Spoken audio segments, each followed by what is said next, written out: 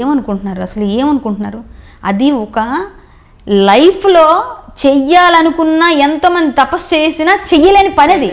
నేను నిలబడి హరికథ చెప్తా 3 hours కాదు, 5 hours కాదు, 10 hours చెప్తా, కావాలి నిలబడతా. నేను వచ్చి నువ్వు కూర్చో, నేను ఒక అరగంటలో మెస్మరైజ్ చేసి కట్టేస్తా. అక్కడ నేను కూర్చోబెడతాలా, నేను అరగంటలో కూర్చోబెడతా. నిన్ను అక్కడి నుంచి పక్కకి వెళ్ళనివ్వను, నేను అరగంటలో నేను కూర్చోబెడతా. నేను అలా కూర్చోబెట్టి నేను హరికథ చెప్తాను.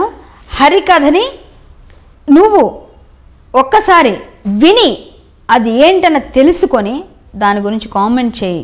హరికథ లిమ్కా రికార్డ్ రావాలంటే హరికథ అనేది ఒక మంచి ప్రక్రియకి ఆదరణ లేదు అని నా సొంత డబ్బులండి. ఇప్పటివరకు నేను హరికథ కళాపీఠానికి ఎన్ని లక్షలు ఖర్చు పెట్టాను నాకు తెలుసు.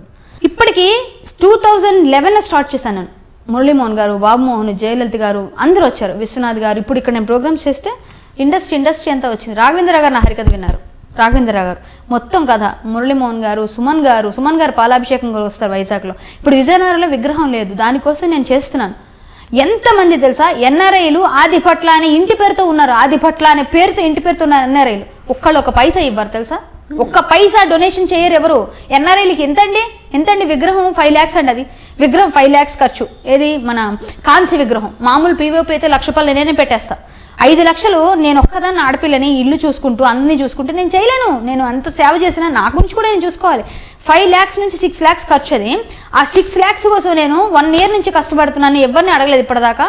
కొంతమంది చెప్పారు గవర్నమెంట్ అయితే ఇస్తారో ఇవ్వరు, కొంతమంది చెప్తే చూద్దాం అంటారు. ఏమో నేను పెట్టిన వాళ్ళు ఇప్పుడు అక్కడ రాదండి, విగ్రహాలు ఆపేశారు పర్మిషన్స్.